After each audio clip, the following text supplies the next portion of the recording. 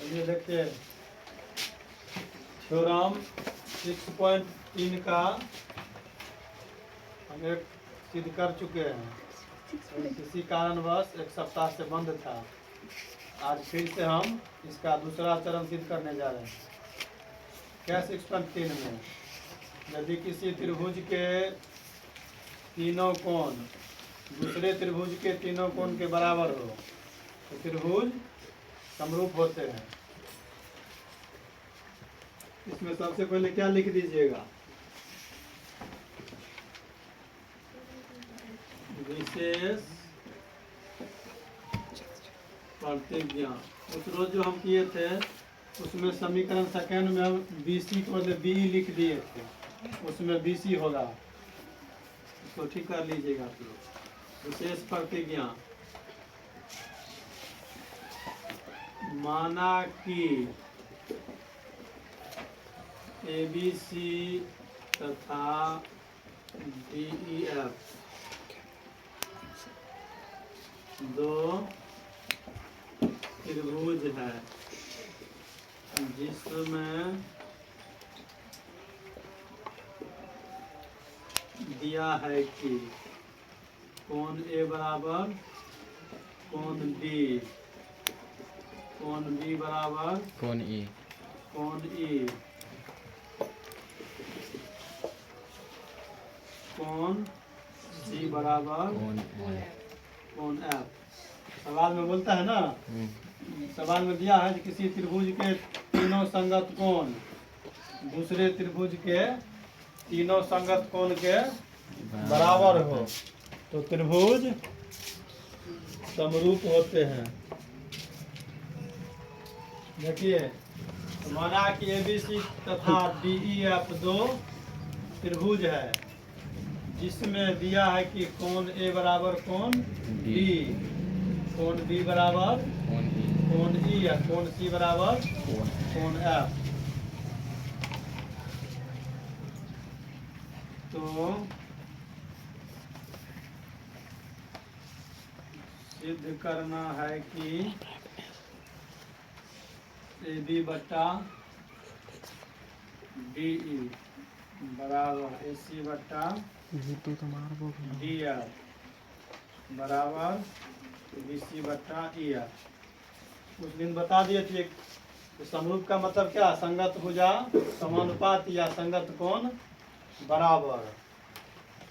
तो संगत कोण बराबर इसमें दिया हुआ है तो हम संगत भुजा समानुपाती साबित कर देंगे तो उससे क्या हो जाएगा? त्रिभुज समरूप। अर्थात लिख दीजिए, त्रिभुज ABC समरूप त्रिभुज DEF, यही साबित करना है। उस रोज एक कर दिए थे, आज दूसरा चरण कर रहे हैं। अगर आप लोग उसी में अटैच करिएगा इसको तब ये इतना नहीं लिखना पड़ेगा। जहाँ तक उस वीडियो में वहीं से लिख दीजिएगा जब AB बड़ा है DE, यहाँ हल से बनाना शुरू कर दीजिएगा। यहाँ फिर बता देंगे इसमें। अर्थात त्रिभुज ABC समरूप त्रिभुज DEF लिखिए हल में।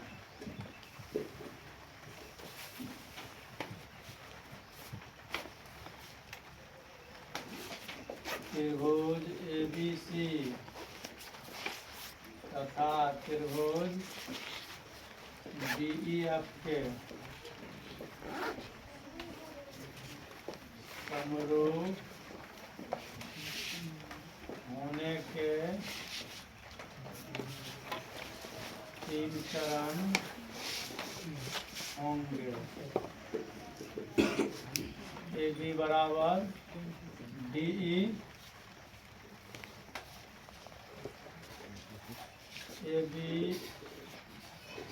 छोटा है DE, AB छोटा है बड़ा है DE। अब देखिए, इतना तो रोज भी किए थे तो हम ये वाला प्रूफ कर दिए थे। आज ये दूसरा वाला करेंगे प्रूफ, समझे ना? अब देखिए, अगर उसी में इसको अटैच करिएगा तो सीधे यहाँ से लिख दीजिएगा जब ए बी छोटा है, यहाँ से लिखना स्टार्ट कर दीजिएगा उसी में। नहीं तीन अलग अलग करिएगा तो बात एक ही हुआ। तो एग्जाम में बोलिएगा कैसे बनाए, तो तीनों उतना लंबा बनाएगा तो बहुत बड़ा हो जाएगा। इसीलिए इतना लिख दीजिएगा, ये तीनों लिख दीजिएगा और कोई एक ठो प्रूफ कर दीजिएगा, तीनों में कोई एक हो गया। ये तो आसान होगा, ये दोनों थोड़ा हार्ड हो जाएगा। देखिए जब ए बी बड़ा है डी ई, ए बी छोटा है डी ई से ए बी क्या है, छोटा। छोटा है। इसमें एक ठो रचना करना पड़ेगा, यहाँ लिख दीजिए पी और क्यू। तो रचना में लिख दीजिए क्या, त्रिभुज डी ई एफ में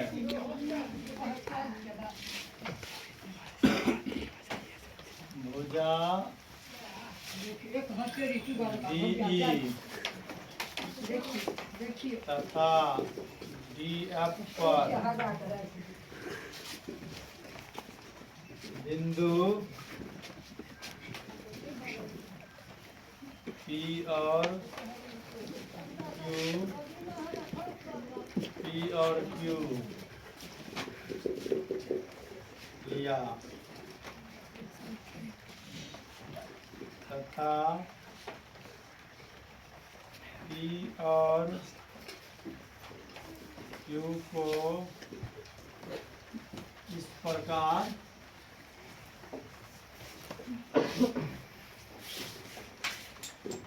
मिलाया कि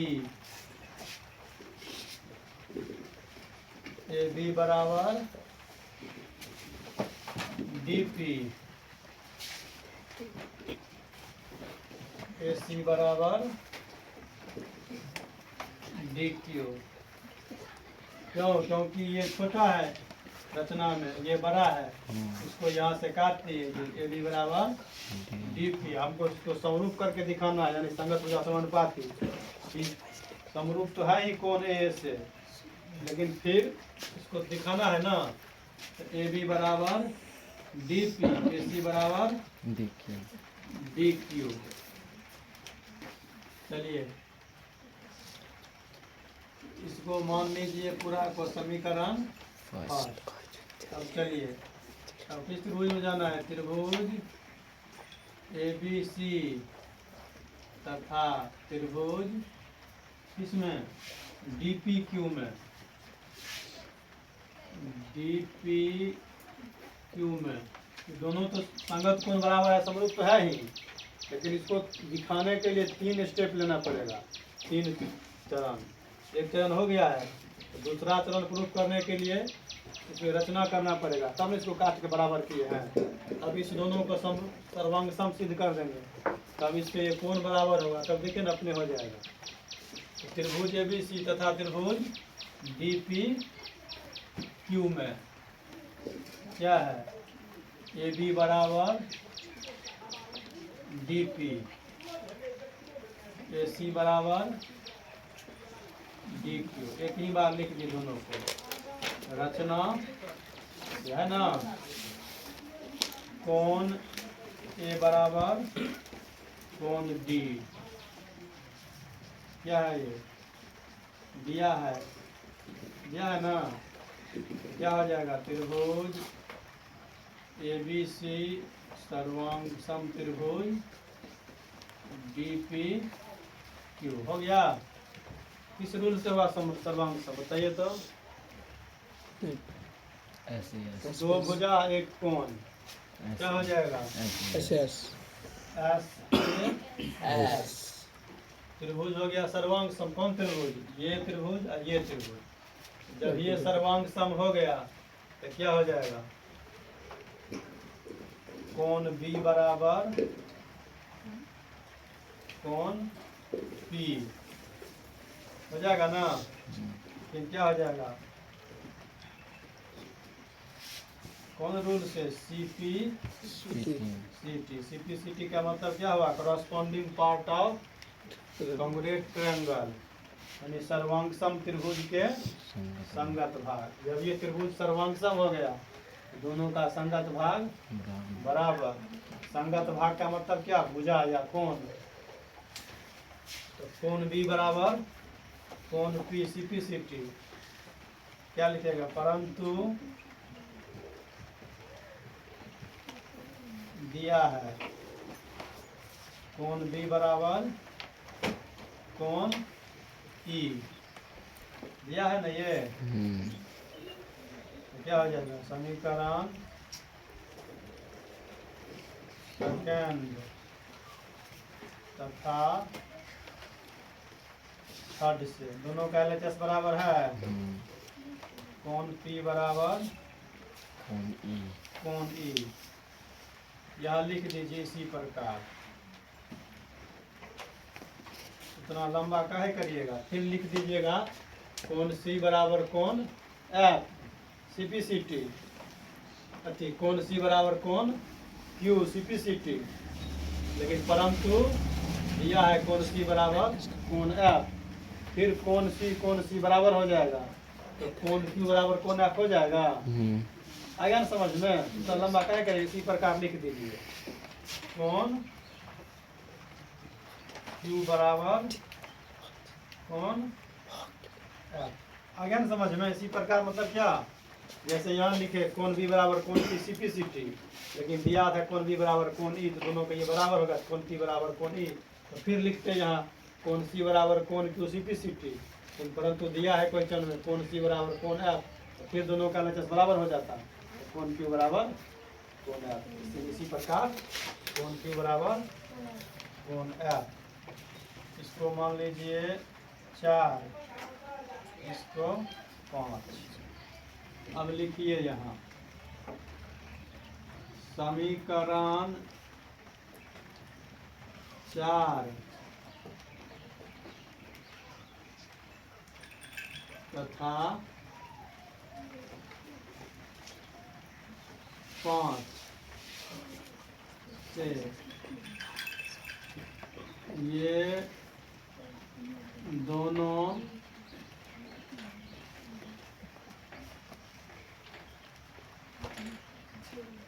संगत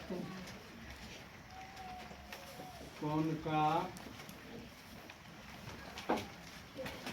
युग्म है। ये दोनों संगत कोण हुआ ना? ब्राइटनेस का कोण B कोण E कोण Q कोण F। हाँ, संगत कोण, संगत कोण का युग्म है। जब ये संगत कोण हो गया तो संगत कोण का क्या रूल है? रेखा समांतर हो जाता है। तो EF समांतर PQ क्या हो जाएगा? इसीलिए EF समांतर PQ। जब ये EF समांतर PQ हो गया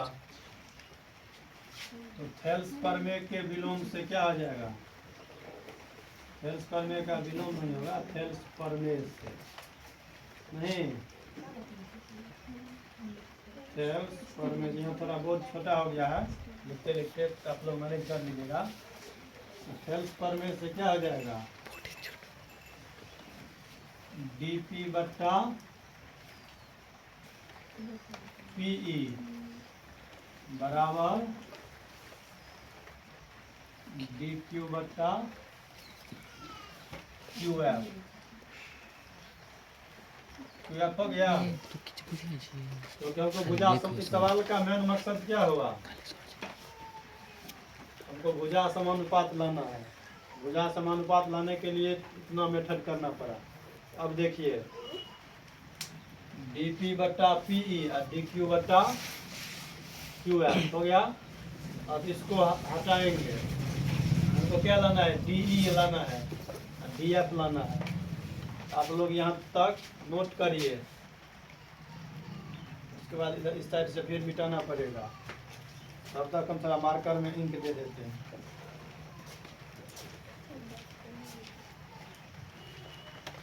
इतने देर भोगले तो हटा दे आराम से। नहीं हटा सकते। जब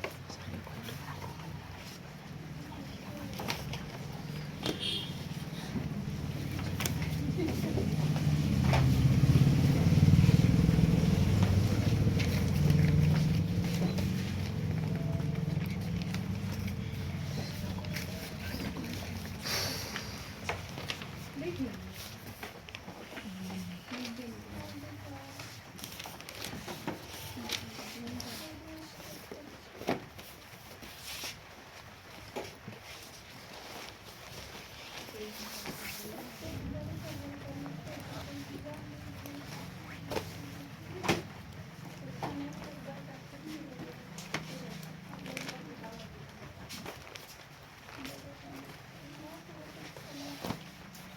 लिए आप लोग? अभी तो नहीं हुआ होगा। तो देखिए, उसको भी ना भोजन देना पड़ता है, तब ना ये काम करेगा। तो हम इस साइड से बीच वाला मिटा देते हैं, यहीं से मिटा दें। आप लोग वीडियो रोक करके अपना लिख लीजिएगा। यहाँ तक तो समझ आ गया है ना? बीच में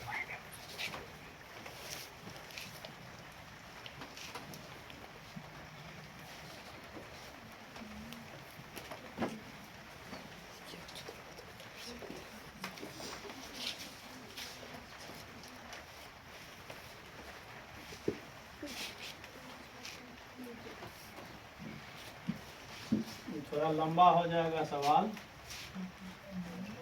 समझते जाइए। अब देखिए, dp बटा पी बराबर dq बटा क्यू एफ हो गया है। dp बटा पी, हमको क्या लाना है? पूरा d लाना है। इसको क्या करिएगा, दोनों तरफ व्युत्क्रमानुपात लगा दीजिए। p चला जाएगा ऊपर, dp फिर चलाएगा नीचा। 2 बार व्युत्क्रमानुपात लगाना पड़ेगा। लिख दीजिए।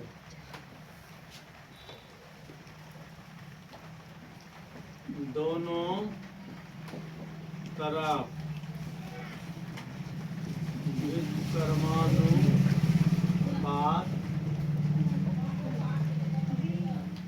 लगाने पर, ये नहीं फिर से चित्र दोबारा लिख लीजिएगा, यहाँ से आप लोग लिखिएगा। क्या लिखा है वहाँ? dp बटा पीई, तो क्या हो जाएगा? पीई बटा डी बराबर क्यू एफ बटा डी क्यू। ठीक है ना? ठीक है ना? अब लिखिए,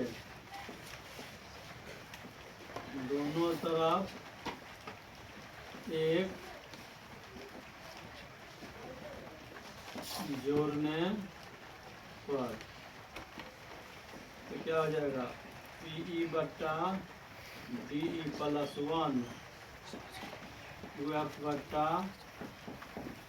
बोलिएगा 1 क्यों जोड़ दिए? ट्रांसफर में का रूल होता है, 1 जोड़ेगा तब ना पी या डी ऊपर जाएगा, तब पूरा भुजा आएगा।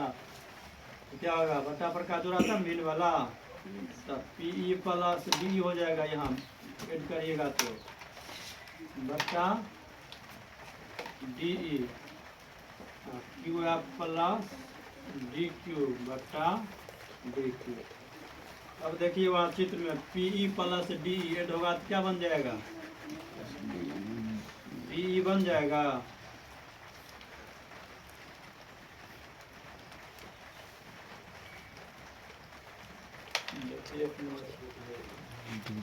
डीपी बटा पीई, डी बटा पीई, सॉरी यहाँ डीपी होगा नहीं, डीपी बटा पी है तो पी बटा डीपी हो जाएगा यहाँ।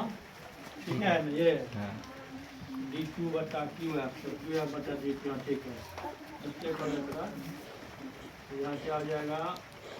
डीपी, यहाँ भी हो जाएगा डीपी। अब देखिए, अब ठीक है ना? हाँ, तो पी प्लस डीपी को जोड़िएगा तो क्या बन जाएगा?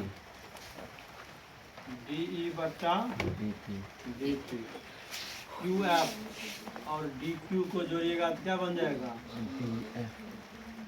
डी एफ बटा डी क्यू। आ गया ना यहाँ तक समझ में? चलिए अब देखिए, डी बटा डी पी, फिर यहाँ लिख दीजिए पुनः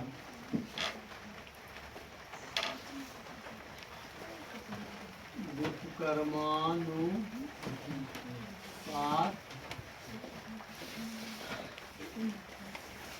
लगाने पर व्युत्क्रमानुपात क्यों लगाइएगा?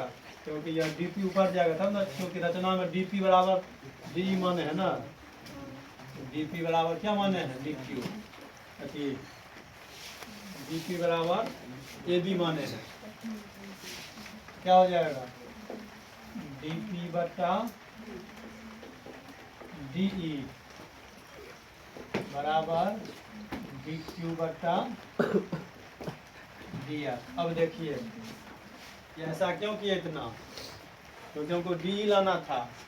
अब रचना में क्या लिखे हैं? क्या लिख दिएगा?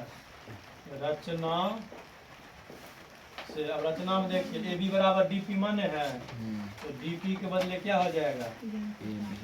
ए बी बटा डी ई बराबर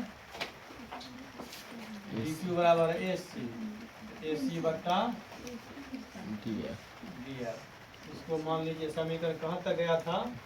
5, इसको 6 मान लीजिए। यहाँ तक समझ में आ गया ना आप लोग को?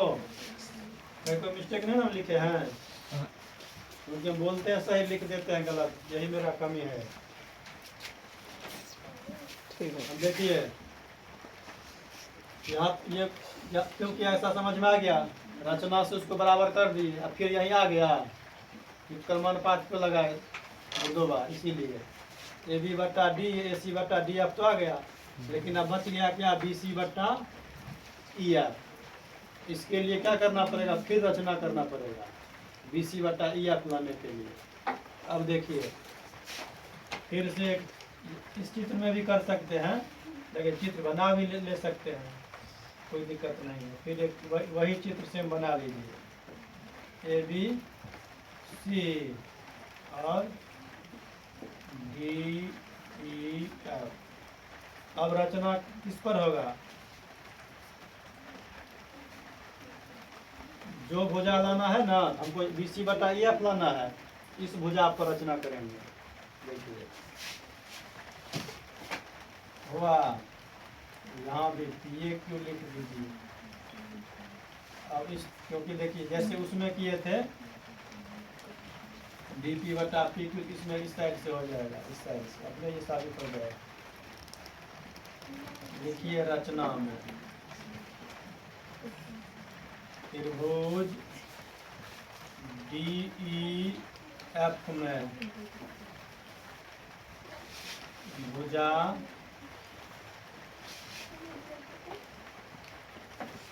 डी ई और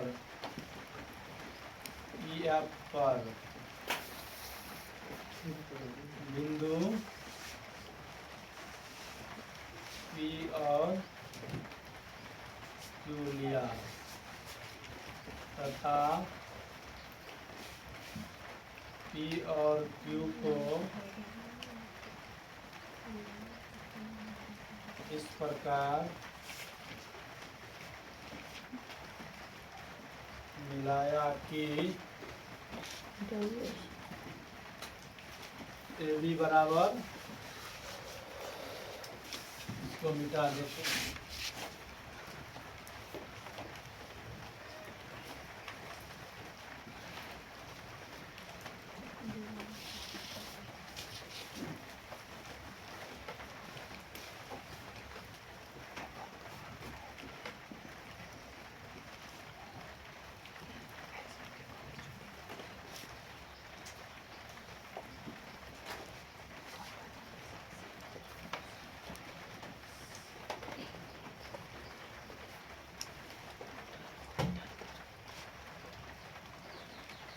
अब देखिए इस प्रकार मिलाया कि रचना डी ई एफ में भुजा डी ई और ई एफ पर बिंदु पी और क्यू लिया तथा पी और क्यू को इस प्रकार मिलाया कि ए बी बराबर पी ई हो जाएगा, ए बी बराबर पी ई और बी सी बराबर ई क्यू। क्यों? क्योंकि इस भुजा को बड़ा मान के चले थे ना, इसलिए फिर यहाँ भी ये हुआ। BC बराबर इस पूरा को समीकरण बनिएगा, नहीं तो छोड़ दीजिए, रचना लिख लो। BC बराबर यहाँ तक समझ में आ गया? ये रचना फिर क्यों करना पड़ा? क्योंकि हमको यहाँ AB बटा D AC बटा DF तो आ गया, और BC बटा EF लाना है, तो फिर से रचना कर दिए। यहाँ भी कर सकते थे ऐसे करके, लेकिन थोड़ा देखने में दिक्कत होता, इसलिए फिर से चित्र पार दीजिए। पार सकते एग्जाम में भी चित्र फिर से, कोई दिक्कत नहीं है। अब देखिए, तो BC बराबर EQ। अब किस त्रिभुज में जाइएगा? इस त्रिभुज में और इस त्रिभुज में। अब चलिए, त्रिभुज ABC तथा त्रिभुज PEQ में, PEQ में देखिए, AB बराबर PE, BC बराबर EF, ठीक है ना?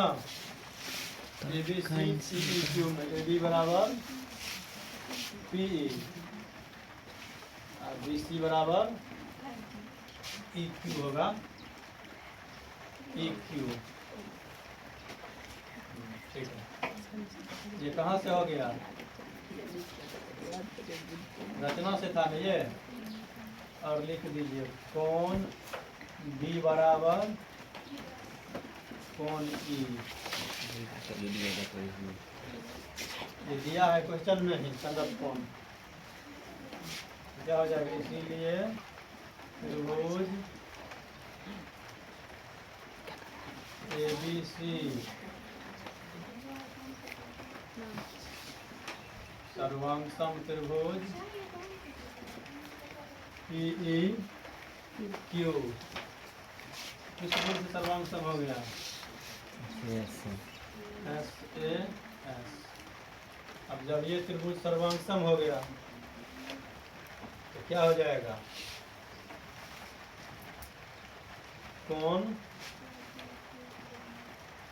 A बराबर कोण P, क्योंकि इस त्रिभुज में है, तो ये कोण बराबर ये कोण, कोण A बराबर कोण P। समीकरण कितना हो जाएगा? ये 7।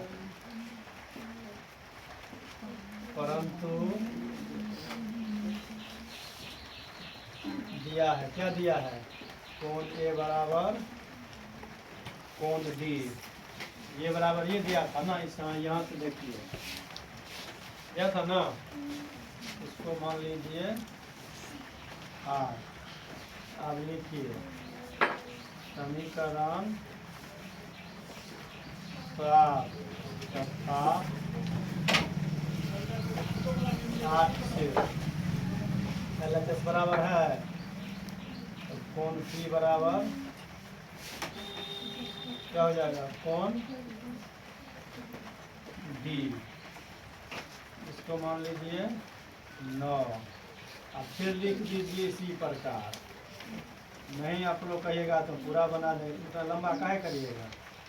क्या इसी प्रकार क्या हो जाएगा? देखिए, कोण A बराबर कोण D, B बराबर, ये तो क्वेश्चन में दिया ही है, तो कोण C बराबर क्या हो जाएगा? कोण Q।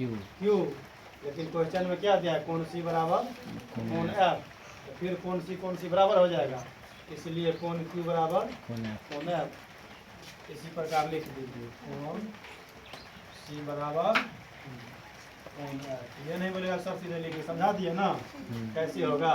कोण C बराबर कोण F, समीकरण 10। फिर लिख लीजिए सेम टू सेम वही पिछला ही वाला टॉपिक यहाँ लिखा है, खाली चित्र नाम चेंज होगा। सवाल कुछ नहीं है, आसान है, सिर्फ समझ लीजिए। 2-3 बार प्रैक्टिस करिए, समझ लीजिए। कहीं दिक्कत होगा तो कमेंट में बताइएगा। कोण C बराबर कोण F, तो ये दोनों संगत कोण हो गया इस चित्र के लिए।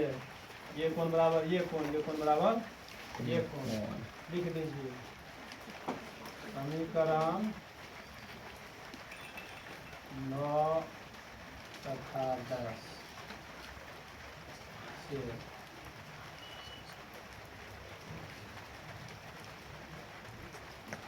ये दोनों संगत कोण का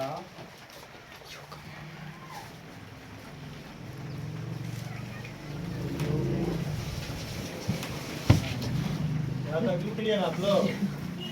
हाँ चलिए फिर इधर मिटा देते हैं। संगत कोण का युग्म है।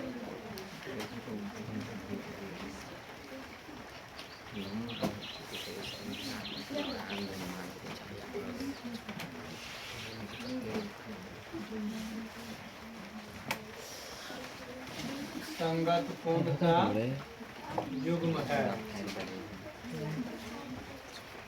इसीलिए क्या हो जाएगा बताइए तो आप लोग? कौन कौन समांतर हो जाएगा? PQ समांतर D है। PQ समांतर PQ समांतर DF, तो लिख दीजिए एल्स परमेय से क्या हो जाएगा? DP बटा PE हो जाएगा। DP बटा PE बराबर QF बटा QE, QF बटा QE होगा ना? हाँ देखिए तो यहाँ व्युत्क्रमानुपात लगाना पड़ेगा, पहले सोच लीजिए। अगर एक जोड़ते हैं यहाँ तो DP प्लस PE हो जाएगा, तो DP में PE जोड़िएगा तो D हो जाएगा, फिर बट्टा में PE चला आएगा, तब व्युत्क्रमानुपात लगा देंगे तो P तो नहीं, अभी नहीं लगाना पड़ेगा, नहीं लिख दीजिए। ये सब देखिए व्युत्क्रमानुपात कैसे लगाया जाता है। अगर इसमें हम एक जोड़ते हैं तो फिर P जाता ऊपर, तो हमको PE बराबर क्या माने है रचना से AB, तो P ऊपर आना चाहिए, फिर तब AB ऊपर बटा में आएगा, इसलिए व्युत्क्रमानुपात लगाया जाता है। आगे ना समझ में?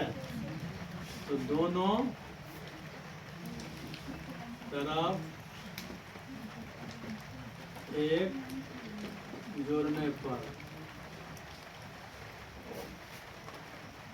तो DP बटा PE प्लस 1 बराबर QF बटा QE प्लस 1, तो क्या हो जाएगा? DP प्लस PE बटा PE QF प्लस QE, नहीं ना है? QE, हाँ QE लिखिए या EQ लिखिए बात, क्योंकि हम वहाँ EQ लिख दिए हैं, EQ ही लिख रहे हैं, दोनों बात बराबर हुआ।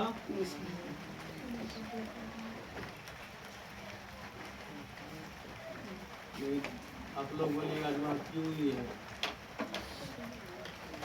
EQ, चलिए बटा EQ हुआ। DP प्लस PE को ऐड करिएगा तो क्या हो जाएगा? DE बटा PE, यहाँ क्या हो जाएगा? QF प्लस EQ को जोड़िएगा,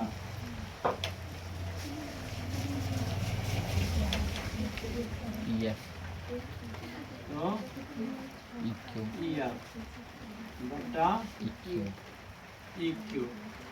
अब लिख दीजिए दोनों तरफ व्युत्क्रमानुपात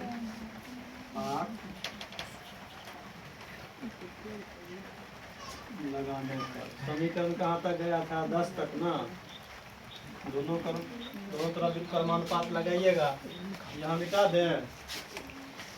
हाँ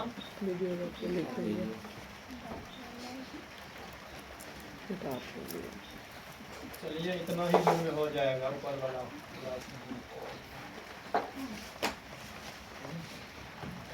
दोनों तरफ व्युत्क्रमानुपात लगेगा, क्या हो जाएगा?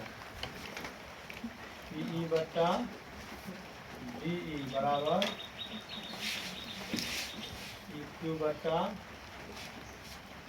EI। अब देखिए रचना में क्या किए थे? PE बराबर क्या माने थे? AB और EQ बराबर BC।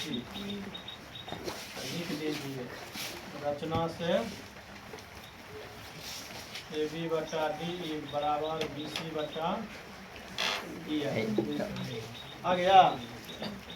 EQ है BC बटा EF आ गया, तो समीकरण कितना हो जाएगा? 11। अब देखिए समीकरण 6 में यहाँ आप लोग भाषा जाइएगा कि यहाँ कैसे लिखते, पिछला वाला जो है ये नहीं लिखा हुआ है। दोनों का AB बटा DE, इसमें LHS बराबर है, इसमें RHS, तीनों का तीनों बराबर हो जाएगा। हाँ। क्या लिख दीजिएगा? समीकरण 6 तथा 11 से इसी बटा EF आ गया, इसी बटा DF, सबका सब बराबर हो जाएगा। AB बटा DE बराबर AC बटा DR बराबर BC बटा EF हो गया। हाँ, BC बटा EF। अब देखिए ये हो गया, लिख दीजिए। अब त्रिभुज ABC समरूप त्रिभुज DEF हो गया। प्रूफ यही करना था। देखिए दूसरा चरण कितना लंबा होगा, आप लोग लिख लीजिएगा वीडियो रोक रोक करके, कहीं दिक्कत होगा कोई तो बताइएगा। फिर इसका जो एक और बच गया था, AB छोटा है D, वो भी बता देंगे फिर नेक्स्ट वीडियो में। ठीक है।